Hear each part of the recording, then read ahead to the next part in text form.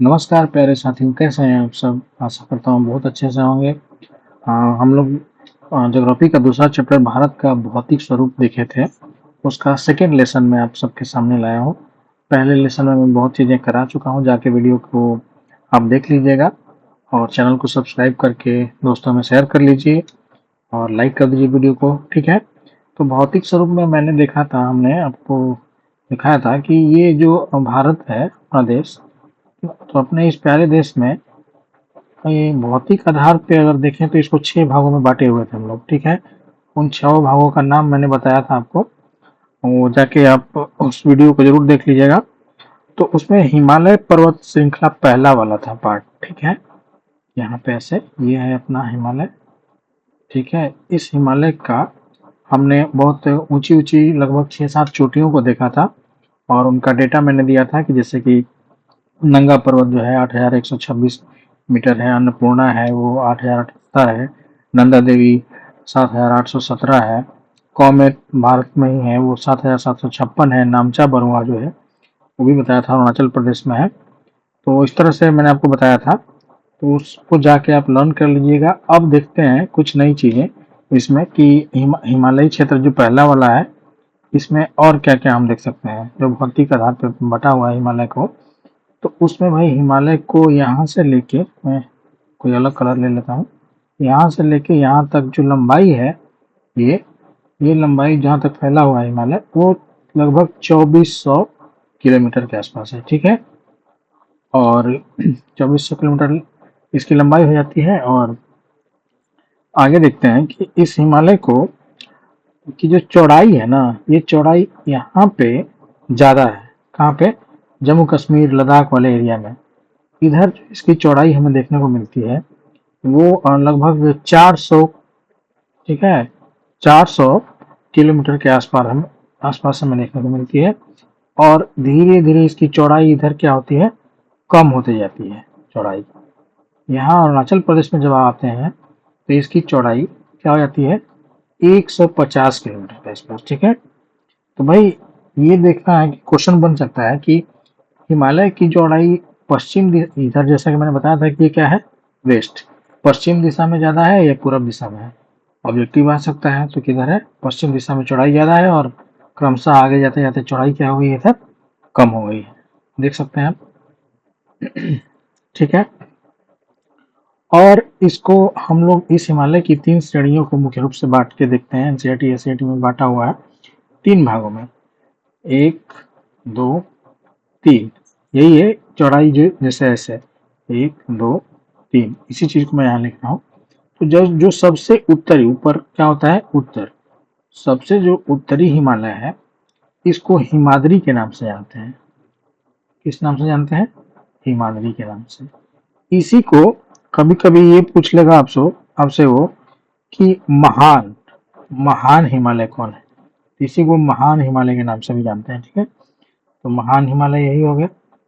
और इसी को आंतरिक हिमालय के नाम से भी जाना जाता है। क्या है? आंतरिक हिमालय। तो ये भाई दरोगा वगैरह में क्वेश्चन ये आ जाता है कि आंतरिक हिमालय का सबसे उत्तरी जो श्रेणी है वो निम्न में से कौन है। तो हिमाद्री सबको याद रहता है, लेकिन उसको महान और आंतरिक उसी को कहते हैं, ठीक है। उसके ठीक नीचे जैसे नीचे की बात करें तो दक्षिण की बात करेंगे, नीचे मतलब दक्षिण, ये दक्षिण में। तो ये कौन से, ये जो चोटी है भाई, इसको किस नाम से जानते हैं? तो इसको हम लोग हिमाचल के नाम से जानते हैं। किस नाम से? हिमाचल के नाम से भी। हालांकि मैं एक चीज बताना भूल गया आपको कि हिमाद्री में जितनी ऊंची ऊंची चोटियां हैं सब हिमाद्री में आती हैं। जितनी ऊंची, पूरा का पूरा ये उत्तर में है तो क्या है, बर्फ से ढका हुआ रहता है। ये एरिया पूरा बर्फ से ढका हुआ रहता है, ठीक है। और ये जो बीच वाला है हिमालय का जो श्रेणी है, ये किस नाम से बताया मैंने आपको? हिमाचल के नाम से, ठीक है, हिमाचल के नाम। इसमें कुछ घाटियां हमें देखने को मिलती है, जैसे कुल्लू कुल्लू मनाली, ठीक है। इस तरह से कुल्लू मनाली हो गया, कांगड़ा हो गया, ठीक है, कांगड़ा, ये सब घाटियां हमें देखने को मिलती है। और सबसे नीचे उसके भी दक्षिण में ये जो है इसको क्या कहते हैं, शिवालिक। क्या कहते हैं? शिवालिक। ये हो जाता है शिवालिक। श्रेणी, ठीक है। इसमें सभी दून दून द्वार वाली चीजें इसमें मिलती हैं। दून द्वार जैसे कि आप सुने होंगे नाम, देहरादून, तो कहाँ पाया जाएगा भाई, कहाँ है वो स्थित, तो शिवालिक श्रेणी में, ठीक है। हरिद्वार कहाँ है भाई, तो शिवालिक श्रेणी में, ठीक है, हरिद्वार ये। उसके बाद पाटलिदून एक जगह है, पाटलिदून, वो कहाँ है, तो शिवालिक में, ठीक है। तो ये चीजें आप याद रखेंगे, इस तरह से पूछा जाता है। तो ये हिमालय का लगभग डिटेल्स मैंने आपको बता दिया। अब इसके बाद हम लोग देखेंगे भाई एक चीज और है कि ये जो हिमालय है ना, इसको 4 भागों में नदियों के आधार पर ही बांटा गया है, वो भी हम लोग देख लेते हैं। वो चीजें हम लोग यहाँ देख लेंगे। ये हिमालय ही है, ठीक है, याद रखना है आपको। तो यहाँ पे एक बताया था आपको पिछले लेक्चर में कि यहाँ से सिंधु नदी ऐसे निकलती है, ठीक है, और पाकिस्तान में बहती हुई चली जाती है। तो भाई सिंधु से लेके और यहाँ यहीं से यहाँ से एक सतलज नदी ऐसे आती है, आके इसमें मिल जाती है। तो सिंधु से लेके सतलज तक के बीच के क्षेत्र को क्या कहते हैं? अब आपको अगर पता हो तो मुझे बता सकते हैं। सिंधु से सतलज के बीच की का जो एरिया है, जो हिमालय है, हिमालयी क्षेत्र, उसको क्या, तो पंजाब का क्षेत्र कहते हैं। क्या कहते हैं? पंजाब का क्षेत्र, ठीक है। तो आगे इसी को आगे पंजाब हिमालय के नाम से जाना जाता है। पंजाब हिमालय हो गया ये। फिर उसके बाद सिंधु से सतलज, सतलज से काली, ये आपको सुनना है, वीडियो को बार बार सुनेगा। सतलज से काली के बीच में आता है कुमायूं हिमालय। कौन सा? कुमायूं हिमालय। सिंधु से सतलज, सतलज से काली, काली से आता है तीस्ता। यहाँ पे काली से आएगा तीस्ता, तो उसको क्या कहेंगे? कौन सा हिमालय भाई? तो ये नेपाल का क्षेत्र है, तो नेपाल हिमालय, नेपाल हिमालय, ठीक है। 4 भागों में बांटा गया है, तो नेपाल हिमालय हो गया। उसके बाद तीस्ता से, ये तीस्ता नदी के बाद एक दिहांग नदी जो अरुणाचल प्रदेश में यहाँ पे है, तो इसको कहते हैं, इस क्षेत्र को क्या कहते हैं भाई? ये चौथा क्षेत्र है ना, इसको कहते हैं असम हिमालय। क्या कहते हैं? असम हिमालय। आप देख लीजिएगा, पंजाब हिमालय, कुमायूं हिमालय, नेपाल हिमालय, असम हिमालय, ये एग्जाम में कई बार दरोगा वगैरह के एग्जाम में पूछा हुआ है। इसको आप लर्न कर लीजिए। सिंधु से सतलज के बीच में क्या है? पंजाब हिमालय। सतलज से काली, कुमायूं हिमालय। काली से तीस्ता, नेपाल हिमालय। और तीस्ता से दिहांग, असम हिमालय, ठीक है। अब ये हो गया। आगे जो दूसरा भाग जो हम लोग पढ़ने वाले हैं भाई, वो भाग है उत्तर का मैदान। क्या है? उत्तरी मैदान। तो ये उत्तरी मैदान मैंने आपको बताया था मैप में, ये है। ये मुख्य रूप से 3 नदियों से मिलकर बना है। कौन कौन सी? यहाँ से निकलती है सिंधु नदी, मैंने आपको बताया। फिर सिंधु नदी, उसके बाद आप एक यहाँ से निकलती है गंगा नदी अपनी, ऐसे आके ऐसे बहती है, और इधर चली जाती है, इधर से ब्रह्मपुत्रा नदी, ठीक है, ऐसे आती है वो। तो इन 3 नदियों से मिलकर ये क्षेत्र बना हुआ है, ये पूरा क्षेत्र, ठीक है। तो ये क्या है भाई? इस क्षेत्र के बारे में हम लोग जानते हैं। जब नदियों से बना है, यानी कि नदियों के द्वारा लाई गई मिट्टियों से इस क्षेत्र का निर्माण हुआ है, यानी कि ये क्षेत्र जो है, यहाँ पे जलोढ़ मिट्टी, जल द्वारा लाई गई मिट्टी से जो बना है क्षेत्र, वो क्या है? जलोढ़ मिट्टी, जलोढ़ मैदान, ठीक है। तो जलोढ़ मिट्टी से ये जो क्षेत्र बना हुआ है, काफी क्या है, यहाँ पे घनी आबादी पाई जाती है। क्यों? क्योंकि यहाँ पे जनसंख्या, सीधी सी बात है कि जनसंख्या वही निवास ज्यादा करेगी जहाँ पे मिट्टी उपजाऊ होगी, खाने पीने की दिक्कतें नहीं होंगी, ठीक है, और लोग यहाँ पे खुशहाल रहते हैं। तो ये जो पूरा क्षेत्र है, किस मिट्टी से बना हुआ है? तो जलोढ़ मिट्टी से। ये इन्फॉर्मेशन आपको क्लियर हुआ? अब इसी जलोढ़ मिट्टी में भाई 2 तरह की मिट्टियां पाई जाती हैं। कौन कौन? एक को कहते हैं बांगर, और दूसरे को कहते हैं खादर। एक होता है खादर। तो बांगर जो है वो पुरानी जलोढ़ मिट्टी वाला क्षेत्र होता है। मतलब कि यहाँ पे कहीं मान लीजिए इस एरिया में पहले पानी आ रहा था, पानी ऐसे बह रहा था, नदियों द्वारा यहाँ पानी लाया जा रहा था, लेकिन ये क्षेत्र धीरे धीरे नदी अपना रास्ता बदल, पहले ऐसे आ रही थी, अब वो नदी यहाँ से ऐसे निकल जा रही है। यहाँ से नदियाँ चूंकि रास्ता बदलते रहती है, तो रास्ता बदलने के क्रम में ये क्षेत्र क्या हो गया? ऐसे ही रह गया। है तो उपजाऊ ही ये भी क्षेत्र, लेकिन ये पुरानी जलोढ़ मिट्टी कहलाएगा, तो इसको कहते हैं बांगर। और खादर क्या है? जो नदी यहाँ से लगातार बह रही है, तो किनारे किनारे जो ये मिट्टियाँ तैयार हो रही हैं, नई भूमि तैयार हो रही है, ये खादर है। ये नवीन जलोढ़ मिट्टी है, ठीक है। तो ये हो गया खादर। तो बांगर और खादर में मुझे लगता है कि आपको अंतर समझ में आ गया होगा, ठीक। अब देख लेते हैं भाई प्रायद्वीपीय पठार, ये वाला एरिया। अब ये प्रायद्वीपीय और पठार वाला जो एरिया है, इसमें आपको एक चीज याद रखना है कि इधर की जो ऊंचाई है ना इस एरिया की, ये ज्यादा ऊंची है और इधर क्या है, ढाल है। तो नदियां किधर बहेंगी, ढाल की तरफ। सब नदियां ऐसे बहती हैं, ठीक है, ऐसे। दो नदी जो इस तरफ बहती हैं, इस डायरेक्शन में। मुझे बताइए कमेंट में, वैसे मैं बता ही देता हूँ, नर्मदा और तापी। तो ये क्वेश्चन बार बार फेवरेट हो जाता है एग्जामिनर का, कौन सी दो नदियां हैं जो अपोजिट डायरेक्शन में बहती हैं। भाई सीधी सी बात है, जब इधर का जो क्षेत्र है ये वाला ऊंचा है, इधर ढाल है, तो सब नदियां इधर बहती हैं। कृष्णा हुई, कावेरी हुई, महानदी हुई, सब नदियां किधर बहती हैं, इधर बहती हैं। लेकिन दो नदी उल्टे डायरेक्शन में बहती है। तो ये यहाँ से क्वेश्चन बन जाता है। साथ ही ये देख लेते हैं, इसमें कुछ चोटियां हैं, जैसे कि केरल में इधर है अनाईमुडी। क्या नाम है, रेड कलर ले लेता हूँ यहाँ पे, अनाईमुडी यहाँ पे है, यहाँ पे। तो इन पत्थरों इन चोटियों का नाम पूछा जाता है। क्या मैं ना लिख देता हूँ, अनाईमुडी।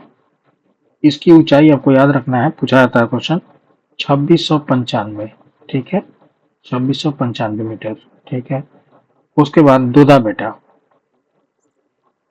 दोदा बेटा, इसकी ऊंचाई क्या है भाई, तो ये आपको याद रखना है, 2633 मीटर, ठीक है, दोदा बेटा का। तो ये दोनों आपको हमेशा याद रखना है। और पूर्वी घाट का जो सबसे ऊंचा पर्वत चोटी है, ये पूर्वी घाट है, यहाँ पे सबसे जो ऊंचा चोटी है उसका नाम है भाई महेंद्रगिरी। क्या नाम है, तो महेंद्रगिरी, महेंद्रगिरी, ठीक है। इस महेंद्रगिरी की ऊंचाई जो है वो 1500 मीटर है। अब आप खुद ही देख लीजिए कि 2695 मीटर इधर ऊंचा है, 2633 मीटर इधर दूधा बेटा है। अनाई मोड़ी सबसे ज्यादा इधर यहाँ पे ऊंची चोटी है, और पूर्वी दिशा में जो है महेंद्रगिरी की पर्वत 1500 मीटर की सबसे ऊंचा चोटी है। तो हमें ये सीखने को मिला कि ये वाला क्षेत्र जो है ऊंचा है, ये वाला डाउन है, तो इस वजह से नदियां इधर आके अपना पानी छोड़ देती हैं, ठीक है। भाई इस प्रायद्वीपीय पठार का जो उत्पत्ति है वो मुख्य रूप से देखा जाए तो ज्वालामुखी से हुआ है, ठीक है ना। तो इसका जो आग्नेय चट्टान यहाँ पे ज्यादा पाई जाती है, ठीक है, आग्नेय चट्टान। और काली मिट्टी यहाँ की फेमस मिट्टी है। कौन सी मिट्टी, काली मिट्टी। और देख लेते हैं इसमें, इसका नाम दक्कन ट्रैप के नाम से भी जानते हैं। दक्कन का पठार जो है ना, यहीं पे इधर इस एरिया में है, ठीक है, दक्कन का पठार, दक्कन ट्रैप के नाम से भी जानते हैं। और ये जो काली मिट्टी है वो ज़्यादा फेमस होती है किस चीज़ के लिए, तो कपास की खेती के लिए। आप एक्स्ट्रा इन्फॉर्मेशन याद रखेंगे, जो भी डिटेल्स हो सकता है जितना मैक्सिमम मैं आपको बताने का कोशिश कर रहा हूँ। बाकी एनसीईआरटी तो हम लोग कर ही रहे हैं, ठीक है। उसके बाद हम लोग देख लेते हैं नेक्स्ट पेज पे कि भाई भारतीय मरुस्थल जो अपना एक भाग था, तो वो किस एरिया में है। तो सबको पता है कि वो जो है राजस्थान के क्षेत्र में पाया जाता है। चलिए, राजस्थान के क्षेत्र में क्या है, मरुस्थलीय क्षेत्र।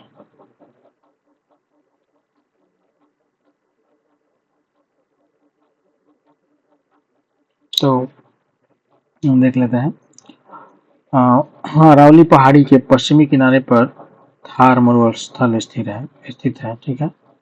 ये यहाँ पे अरावली जो पर्वत श्रेणी है उसके पश्चिमी किनारे पे क्या है, ये जो वाला भाग जो है कौन सा मरुस्थल है, थार मरुस्थल है, ठीक है। और यहाँ पे 150 मिलीमीटर से भी कम वर्षा होती है, इसलिए मरुस्थलीय क्षेत्र है। क्या है, 150 मिलीमीटर से भी कम वर्षा होती है, इसलिए क्या है, ये मरुस्थलीय क्षेत्र है, ठीक है। यहाँ पे शुष्क जलवायु वाले क्षेत्र में वनस्पति बहुत कम है। शुष्क जलवायु है यहाँ पे, तो वनस्पति सीधी सी बात है कि यहाँ पे क्या होंगे, कम होंगे। तो इसका कुछ ज्यादा वो है नहीं, लेकिन ये भाई एक भाग के रूप में है भौगोलिक स्थिति में अपने, तो हमें याद रखना है। और भारत और पाकिस्तान के क्षेत्र में ये आप देख रहे हैं, यही है ना, अपना बताया था पहले लेक्चर में कि पूरा अपना पड़ोसी पाकिस्तान है, ठीक है, पाकिस्तान, रेड क्लिफ लाइन यही है, ठीक है। अब तटीय मैदान के बारे में देख लेते हैं। तटीय मैदान ये क्या है भाई? तटीय मैदान तो प्रायद्वीपीय पठार के किनारे संकीर्ण तटीय पट्टियों का ये एक विस्तार है। संकीर्ण पट्टियों का क्या है? ये विस्तार है। प्रायद्वीपीय वाला भाग मैंने आपको बताया था, ये वाला था, ठीक है। और ये तटीय मैदान हो गया, ठीक है। तो इसमें कुछ नाम होते हैं, आपको वो याद रखना है। क्या भाई? इसको पश्चिमी, ये जैसे पश्चिम दिशा में मैंने बताया, सर बार बार बताता हूँ कि ये क्या है? वेस्ट है, ये ईस्ट है। कलर में दूसरा ले लेता हूँ यहाँ पे। ये वाला जो एरिया है, इसको मेरे से एग्जाम में पूछा गया था बहुत पहले, शुरू शुरू में जब मैं तैयारी कर रहा था। तो इसको सह्याद्री के नाम से जानते हैं। इस पश्चिमी घाट को, पूरे पश्चिमी घाट को किस नाम से जानते हैं? सह्याद्री के नाम से, ठीक है।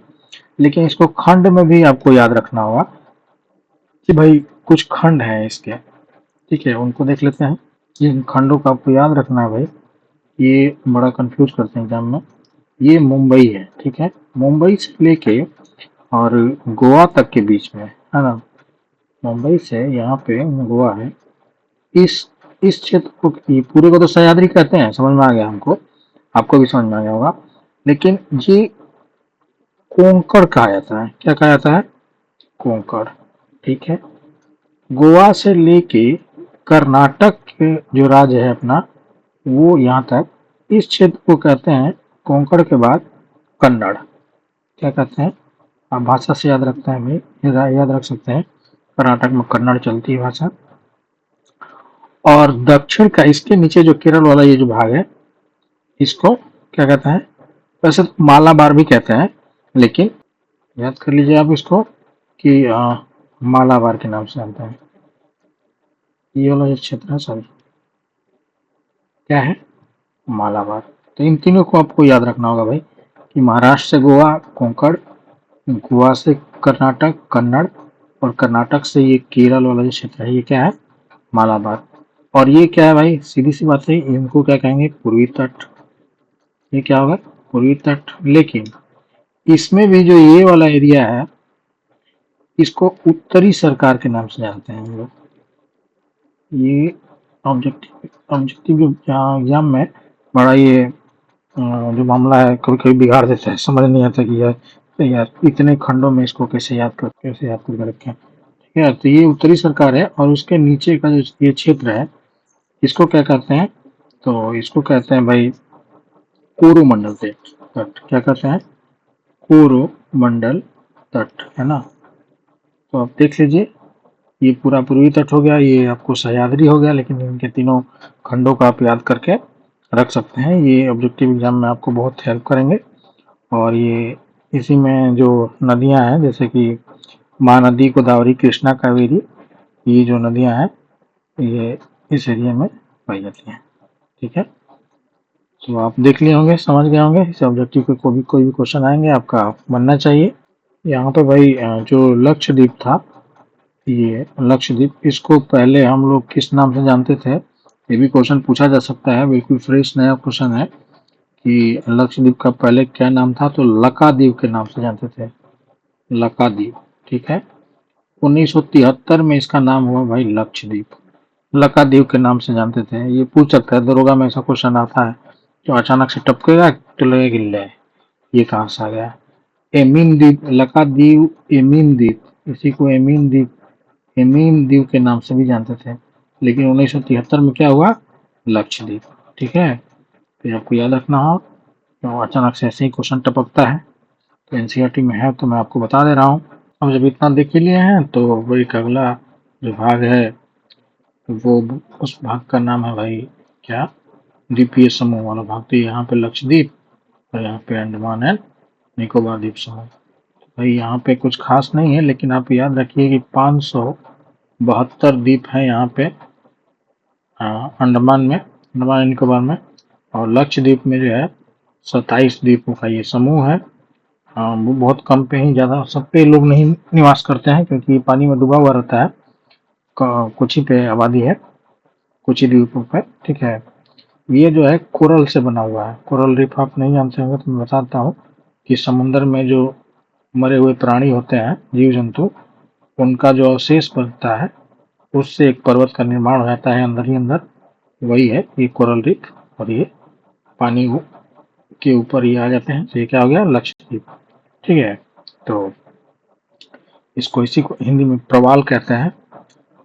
और यहाँ पे ये ज्वालामुखी से बना हुआ है, अंडमान निकोबार ज्वालामुखी के से निर्माण हुआ है इस द्वीप का। तो यहाँ पे क्या है भाई कि एक ज्वालामुखी है, बैरन द्वीप, बैरन ज्वालामुखी। ठीक है, तो ये एकमात्र हमारे यहाँ का सक्रिय ज्वालामुखी है भाई। यहाँ से जो है से ज्वालामुखी निकलते रहता है। ठीक है, ये एक्टिव है। ठीक है, बाकी और कोई यहाँ पे हमारे यहाँ भारत में कोई ज्वालामुखी सक्रिय नहीं है, बैरन ज्वालामुखी है जो सक्रिय है। इतनी ही जानकारी है इस बारे में। और बाकी हमने जो भी पढ़ा, आप वीडियो को बार बार देख के रिवीजन कर सकते हैं। चैनल को सब्सक्राइब कर लीजिएगा, लाइक कर दीजिएगा, दोस्तों में शेयर कर लीजिएगा। और क्या क्या सीखा हमने ये एक बार देख लेते हैं, हम लोग ब्रीफ कर लेते हैं कि भाई हिमालय के 3 जो श्रेणियां हैं, ये यहाँ से क्वेश्चन पूछा जाएगा, तो ये खूब अच्छे से आप लोग पढ़ लीजिएगा। और ये हमने देखा, उसके बाद ये उत्तरी भारत का मैदान देखा, हिमालयी भाग देखा, उत्तरी भाग का मैदान देखा। फिर प्रायद्वीपीय पठार के बारे में हमने सीखा। फिर उसके बाद ये किनारे वाले तटीय मैदान के बारे में देखा। ठीक है, ये 1 2 3 4 है ना। और फिर उसके बाद ये 5वां हम लोग का ये द्वीप वाला भाग हम लोग देखे। फिर मरुस्थलीय भाग देखे, छठा। तो सब सारी चीजें में जो भौतिक स्वरूप था भारत का एक लेवल तक, इस लेवल को और आगे के क्लास में मैं उठाऊंगा। लेकिन जो अभी एनसीईआरटी जो कह रही है उसके हिसाब से और कुछ मेरा जो नॉलेज है ये मैंने आपको बता दिया। ठीक है, धन्यवाद, मिलते हैं किसी नए वीडियो में। Thank you.